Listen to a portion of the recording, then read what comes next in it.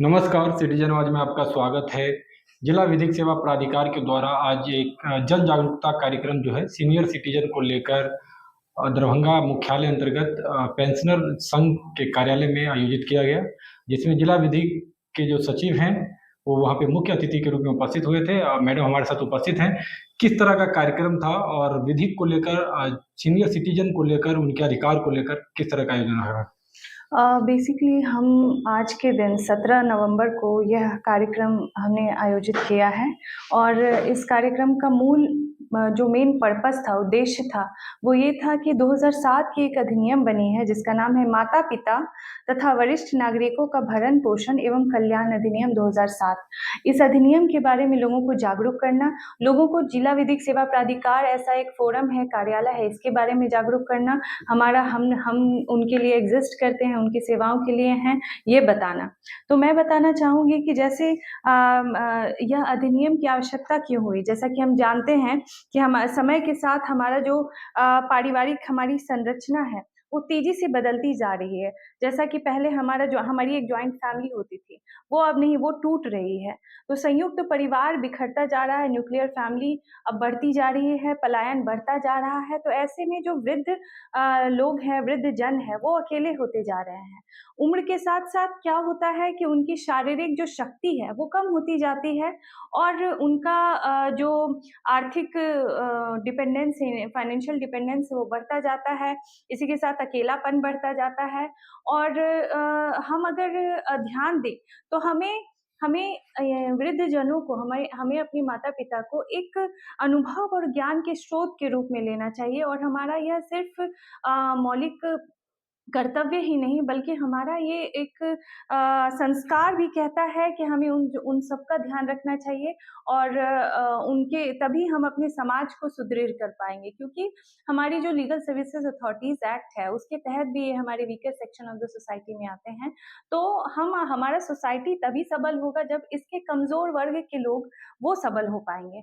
तो मेरा ये कहना है कि इस अधिनियम की ज़रूरत इसीलिए आ गई है क्योंकि हमारा परिवार जो है वो एक संयुक्त परिवार से न्यूक्लियर फैमिली की तरफ बढ़ता जा रहा है और हमारे वृद्धजन अकेले होने लगे हैं और शारीरिक ही नहीं मानसिक रूप से उनको बहुत सारे उत्पीड़न का सामना करना पड़ रहा है। तो हमें युवा पीढ़ी को मैं ये कहना चाहती हूँ कि युवा पीढ़ी इस बात का ध्यान रखें कि आप जो समाज बना रहे हैं, सिर्फ़ वृद्धजनों के लिए नहीं, वो आप अपने लिए भी बना रहे हैं। अगर आप आज उनकी सेवा करेंगे, उनका संरक्षण करेंगे, तो आपकी भी आप आने वाली पीढ़ी है, वो आपका सेवा करेगी, आपका संरक्षण करेगी। तो इस बात को आप ध्यान में रख के वृद्धजनों की सेवा, उनका संरक्षण ना केवल अपने कर्तव्य समझें, बल्कि आप इसे अपने संस्कार के रूप में भी लाएँ, अपनी नैतिकता में भी लाएँ। तो अधिनियम के कुछ मूल प्रावधान हैं, कुछ मूल बातें हैं, जो मैं आपको बताना चाहती हूँ। इस अधिनियम के तहत है कि अगर कोई माता-पिता या वरिष्ठ नागरिक अपनी आजीविका चलाने में समर्थ नहीं हो पा रहे हैं, तो वो अपने बच्चों या वारिसों से मासिक भरण-पोषण का दावा करने के लिए एलिजिबल हैं, वो दावा कर सकते हैं, जिसके लिए उपमंडल स्तर पर मेंटेनेंस ट्रिब्यूनल का गठन किया गया है, जहाँ पे आवेदन की प्रक्रिया काफ़ी सरल है और उनका आवेदन का डिस्पोज़ल का तिथि भी, उनका जो टाइम पीरियड है, वो भी फिक्स किया गया है। 90 दिन के अंदर उनका जो आवेदन है, वो लिया जाएगा, एंटरटेन किया जाएगा और एक्सेप्शनल केसेस में उसे 30 डेज़ एक्सटेंड भी कर सकते हैं। तो वो अपनी किसी भी प्रॉब्लम को अगर वो उनके बच्चे उनकी देख-रेख नहीं कर रहे हैं या उनके परिवार वाले रिश्तेदार देख-रेख नहीं कर रहे हैं, तो एक एप्लीकेशन फाइल कर सकते हैं मेंटेनेंस ट्रिब्यूनल में। यहाँ पे डीएलए से जिला विधिक सेवा प्राधिकार आपकी मदद करेगी।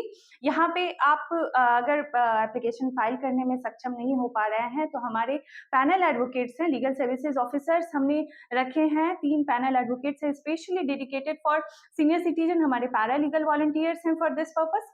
तो वो उनको एप्लीकेशन फाइलिंग में मदद करेंगे, डॉक्यूमेंटेशन में करेंगे, जो उनके अगर आधार कार्ड उनके पास नहीं है, आधार कार्ड बनवाना है तो उस तरह का, और अगर उनको किसी भी तरह की परेशानी आती है तो वो उसमें मदद करेंगे।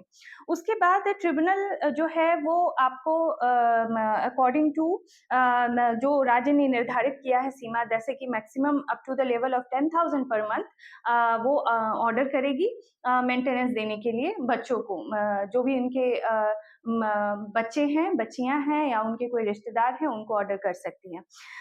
यहाँ पे माता-पिता का त्याग करना, ये एक कानूनन अपराध भी माना गया है इस अधिनियम के तहत, जिसके लिए उनको सजा भी हो सकती है इम्प्रिजनमेंट का, और 5,000 रुपए का जुर्माना भी होगा।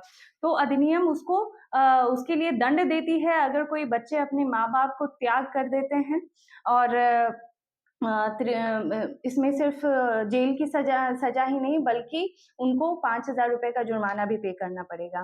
दूसरी बात है, हमारे इस अधिनियम के तहत हर जिले में एक वृद्धाश्रम की स्थापना का भी प्रावधान दिया गया है। वृद्धाश्रम की स्थापना होगी वहाँ पे। कई सारे जिलों में हो चुकी है, कई सारे जिलों में इन द प्रोसेस है। और मैं बताना चाहूँगी कि वरिष्ठ नागरिकों के लिए चिकित्सकीय सुविधाएँ भी प्रायोरिटी बेसिस पे की जानी चाहिए। जो प्रावधान में अधिनियम में दिया गया है, उनके लिए एक स्पेशल प्रायोरिटी बेसिस पे उनको कंसेशन मिलता है रेलवे फेयर में, या फिर आप एयरप्लेन में आप जाते हैं। इसी तरह हमारे पास बहुत सारी सरकार की योजना है, बिहार गवर्नमेंट की योजना है, उनको पेंशन देने वाली योजना है, जिसमें कि उनको अभी 1,100 रुपए बढ़ाकर दिया गया है, जो कि पहले 400 रुपीज़ था पर मंथ, और अब 1,100 रुपीज़ है। तो ये सारी बातें हैं, और कई सारी ऐसी योजनाएँ हैं बिहार गवर्नमेंट की, सेंट्रल गवर्नमेंट की, जो हमारे सीनियर सिटीज़न की प्रोटेक्शन के लिए बनी है।